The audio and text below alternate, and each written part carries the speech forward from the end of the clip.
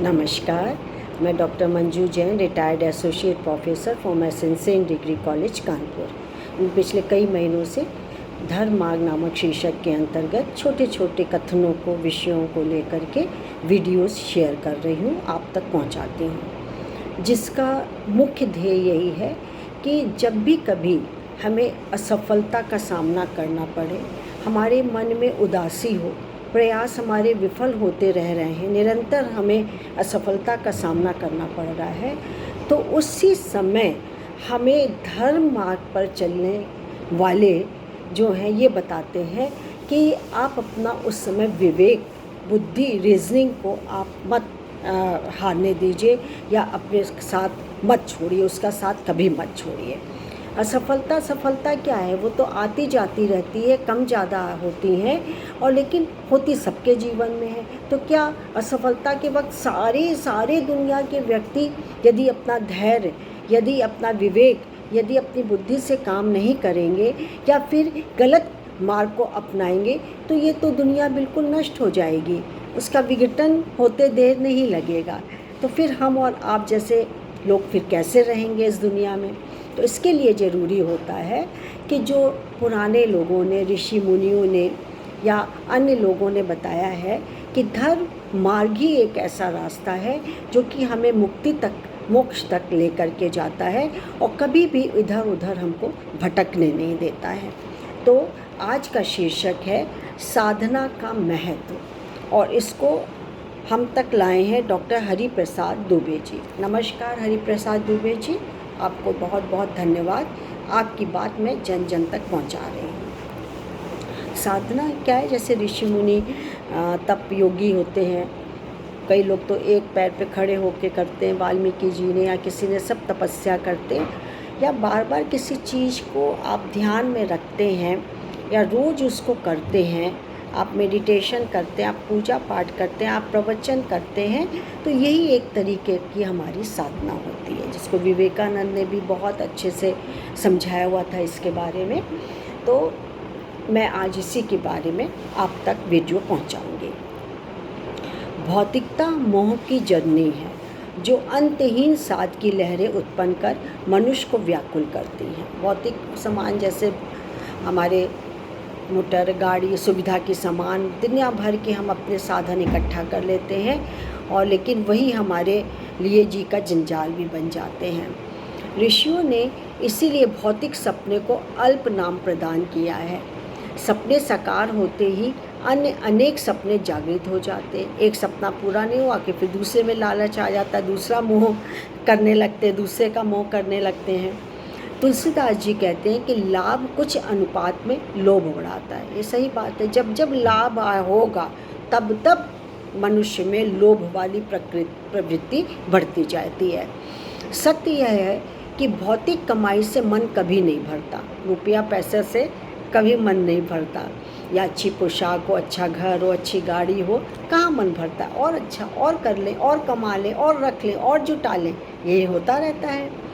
जिन्हें अपने अपने कर्म में खोट दिखता है और विश्वास नहीं होता कि कर्म के आधार पर उनका नाम जीवित बचेगा, वही अपने लिए अनेक उपाय कराते हैं और अपने यश के भ्रम में आंखें मूंद लेते हैं। मनुष्य नाम के लिए ये क्या नहीं करता? अपने नाम को कमाने के लिए ये बहुत सारे उपाय करता है। किसी का नाम उठने पर अनेक के हृदय में दाह भी जलती है। कोई नाम दूसरा नाम चीन हो गया, बहुत नामी गामी हो गए, तो दूसरे को ईर्ष्या जलन दाह हो जाती है उससे। यह विकार असाध्य रोग है, लेकिन अंत में क्या होता है? उसके शरीर को, उसके मानसिक संतुलन को धीरे धीरे बिगाड़ देता है और शारीरिक रूप से वो एक असाध्य रोग मान लिया जाता है।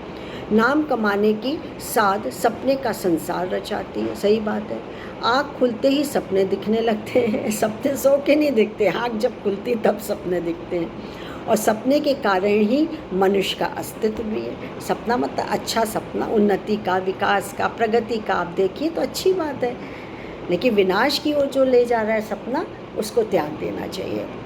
स्वामी विवेकानंद ने कहा है कि आज तुम वही हो जो कल तुमने सपना देखा था, इसलिए सपना देखो, देखने में कोई बुराई नहीं है। गुमनाम होकर जीने का एक विशेष आस्वाद होता है।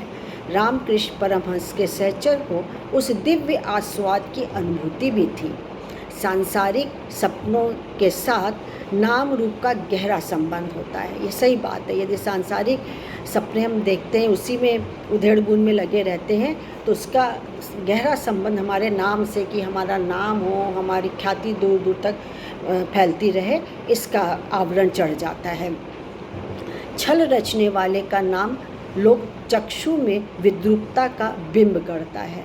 उद्वेलित चित्त जगत में अंधकार के समाधान का मार्ग कहाँ ढूंढ पाता है। आज हमें अपनी विरासत के उज्जवल अध्याय से संबंध रखने की आवश्यकता है। बहुत ज़्यादा आवश्यकता आज के समाज में लोगों को है। नियति से जूझने वाले मूल्यों को जीवित करता है। जहाँ पर लोक आस्था है, कुछ नाम से भरोसे के बल पर जगत ज्योति के सपने से उद्धार का मार्ग ढूंढते हैं। मात्र अपने नाम का सपना देखना छल है। खास नाम ऐसे ही नहीं खास बन जाते हैं। नाम और प्रारब्ध का प्रताप कुछ भी नहीं करता। विवेक साधना के पक्ष में हाथ उठाता है। सतत साधना के बल पर नितांत अनाकर्षक और साधारण नाम भी बड़ा हो जाता है। पुष्प साधना के इतिहास में नाम टांक धर धन्य करती है। मोहक नाम पर ध्यान बरबस खींचता रहता है। नाम में काम की सुरभि समाहित है। नाम और नामी का अंतर गहराने से कोई न कोई नाम ही कर्म से प्रतिष्ठा पा जाता है या पाता है। श्रेष्ठ काम से ही बड़ा नाम होता है। कहने का तात्पर्य संक्षेप में ये है कि हमें हमेशा अच्छे कर्म करने चाहिए, और अच्छे कर्म, महान कर्म से ही श्रेष्ठता मिलती है, और श्रेष्ठ नाम की गिनतियों में हमारा नाम गिना जाता है। हमारे में कुमार्ग करें, हम कुकर्म करें, हम गंदे काम करें, हम गंदे विचार रखें, तो हमारा नाम नहीं होगा, बदनाम हो जाएगा। उसको लोग अच्छी दृष्टि से नहीं देखेंगे, हे दृष्टि से देखेंगे। तो क्यों ना समाज में, समाज के लिए अपना योगदान अच्छे कर्म करके करें, जिससे हमारी भी सद्गति होगी और अंत में हमें मोक्ष प्राप्त होगा। तो दोस्तों, कैसा लगा ये धर्म मार्ग का छोटा सा टॉपिक? यदि अच्छा लगा हो तो ज़रूर आप इसको लाइक और शेयर करिएगा, और तब तक के लिए मैं आपसे आज्ञा लेती हूँ। नमस्कार। Thank you.